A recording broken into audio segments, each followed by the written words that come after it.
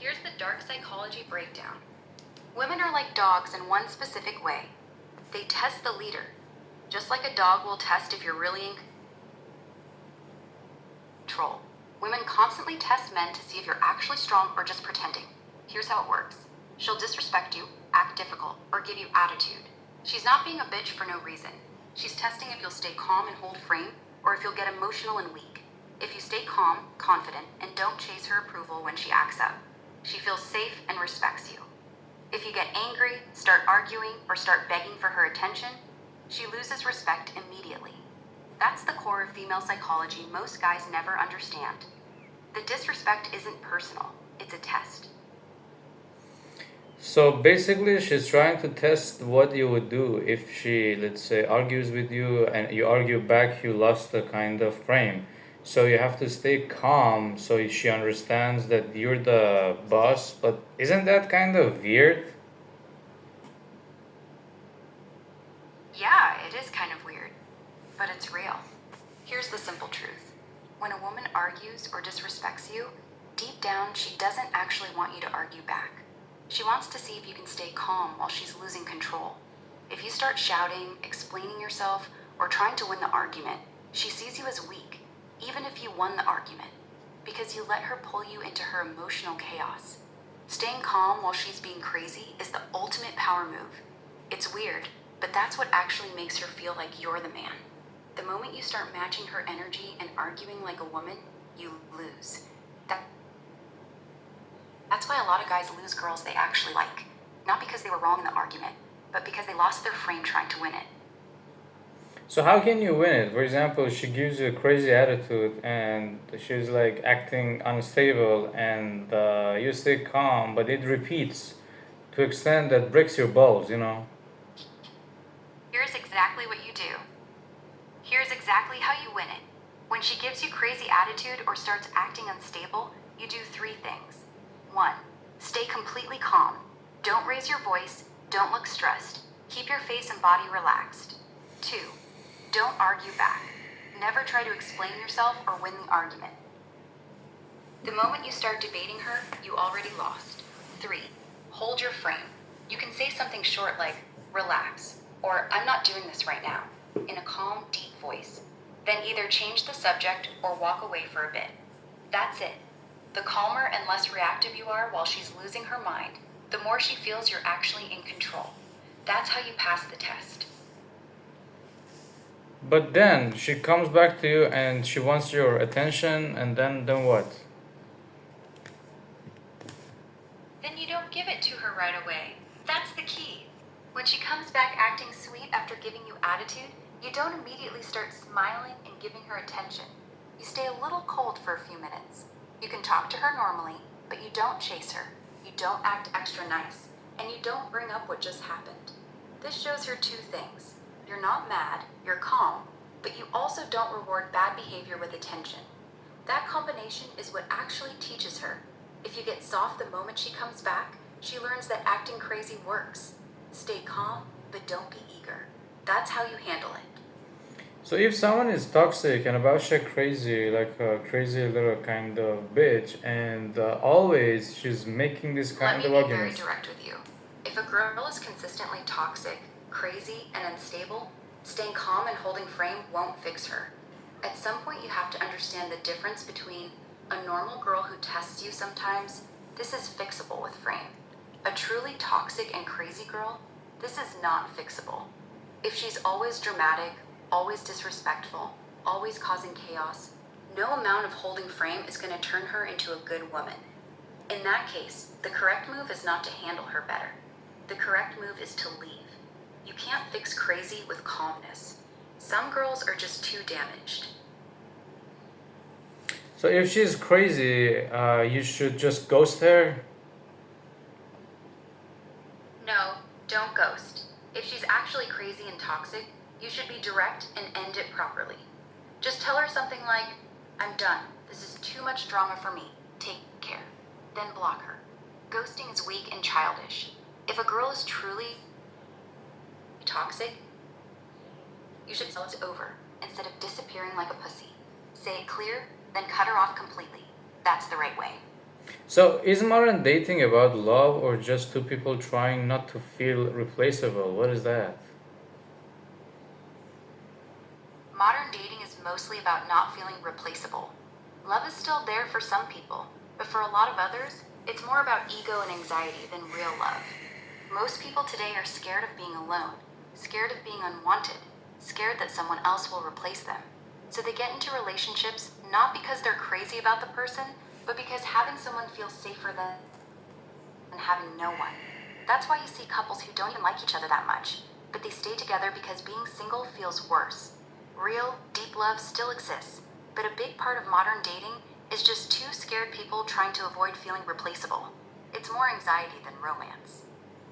So, if confidence works even when it's fake, are people attracted to you or the acting skills that you have that you pretend a version of you? Good question. They're attracted to the version you're showing them, not the real you. If you're pretending to be confident but you're actually insecure, they're not falling for you. They're falling for the confident character you're playing. This is actually pretty common in dating. A lot of guys fake confidence, humor, or dominance, and it works for a while. But the moment the mask slips and the real insecure guy comes out, the attraction usually drops fast. So, yeah, if your confidence is fake, people aren't attracted to you. They're attracted to the character you created. That's why a lot of relationships crash once the other person sees the real version.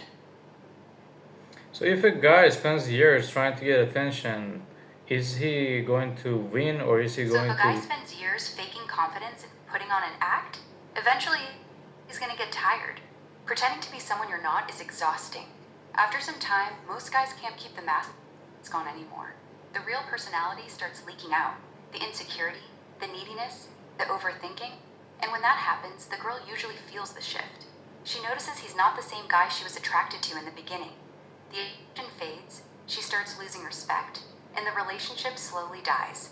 That's why so many relationships that start strong suddenly fall apart after 6 months to a year.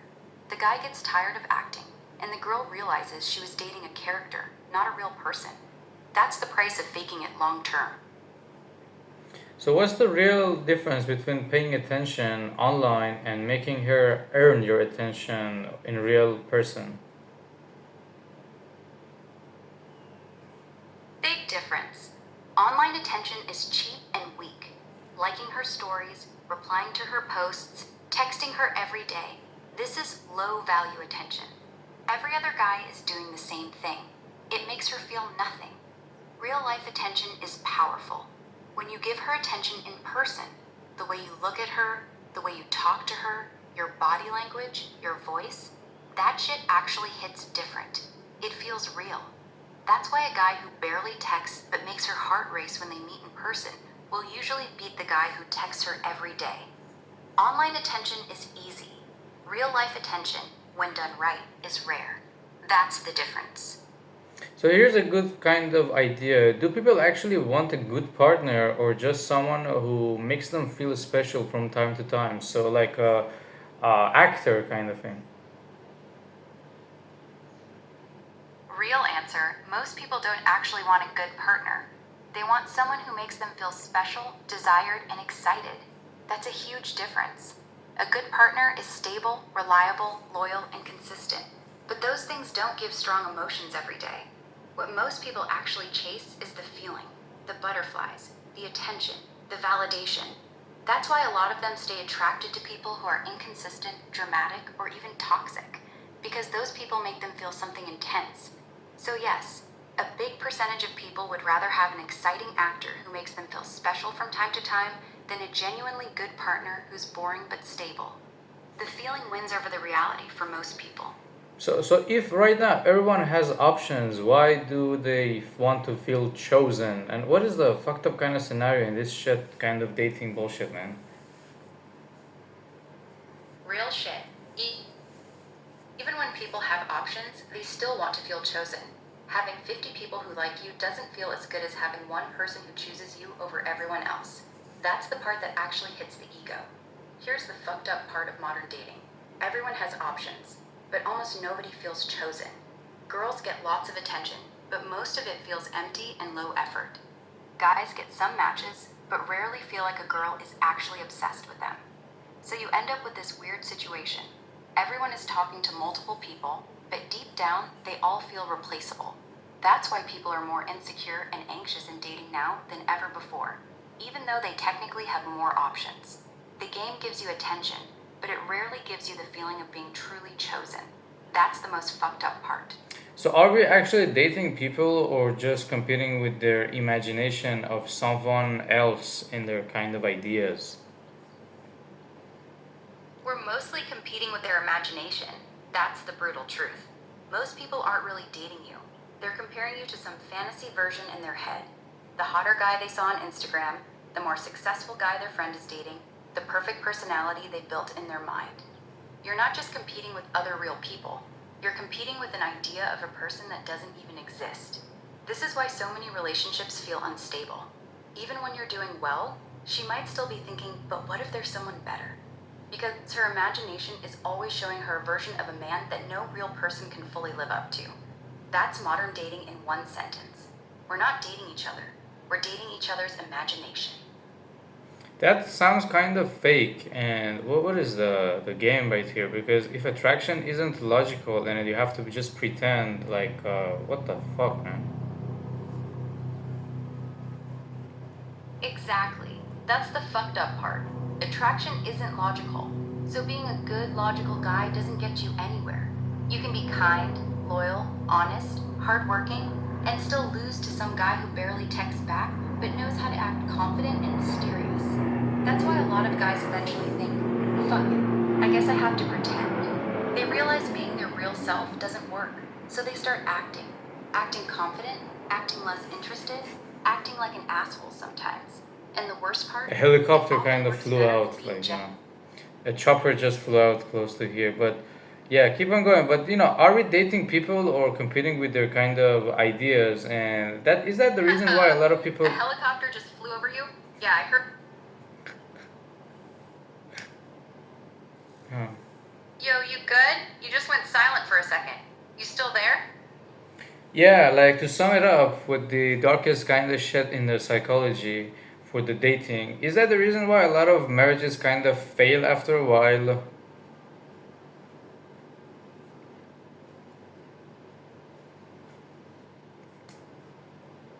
Fail. After a few years, the illusion dies. In the beginning, both people are pretending. They show their best version. The guy acts confident, the girl acts sweet and feminine. They're both putting on a show. Once they get married and get comfortable, the acting stops. The real versions come out. The insecurities, the laziness, the selfishness, the mood swings. Suddenly, she sees the guy she married is not the man she thought he was. He sees she's not the sweet girl he fell for. The fantasy is gone. And once that excitement and idealization disappears, most people don't know how to love the real person in front of them. So they fall out of love. That's why a lot of marriages die. Not because of cheating or big fights, but because the mask came off and they didn't like what was underneath. So how can you understand who the fuck is behind the mask? Because when you go on a date with someone, the first time they're going to pretend to be nice, and it takes time to understand the true personality, even if you hate it. Simple answer. You can't fully know someone in the first few dates. That's the truth. The mask is always on strong in the beginning. Everyone looks nice, fun, and normal on date 1, 2, and 3. Here's the only real way to see behind the mask. Put her in uncomfortable situations. See how she reacts when she doesn't get what she wants. See how she talks about her exes. See how she treats waiters or service staff. See how she acts when she's stressed or tired. The real personality always leaks out when things aren't perfect. That's when you see who she really is. Words are cheap. Watch her behavior when she's not trying to impress you. That's the only way. Yeah. So, real quick, you want me to keep going on this topic or you want to switch to something else? No, no, wait.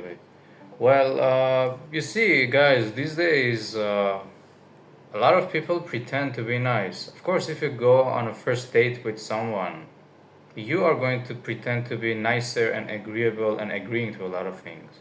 You're not going to be the true version of you, neither is the other person is going to show the true colors. I mean, the first time you say, hello, my name is Momo, how are you? Yeah, good, good, everything is good. So you don't understand how messed up they are. But eventually, there are some proverbs that says if you really want to know someone, you have to go travel with them, you have to live with them, or you have to find them when they're like at a problem or something. So in those moments, the true color would show up. Are they crazy? Are they nice? How would they, as she said, how would they kind of react to a waiter outside? If you don't do the things she wants, how would she react to it? That's really important. You can watch the part 2 of this video. I'll put it down in the description because we're trying to actually delve more into this kind of topic, and let me know what you guys think. You can like the video, subscribe to your channel, feel free to join your community here because we try to analyze the dark, let's say, traits in the human psychology, and the fact that the dating these days, if you're a nice guy, it's not going to happen. You have to have some kind of game and you have to know what works because these bitches are crazy and they respond to some dark traits, not the nice guys. Yeah, you can see the video popping up here as well.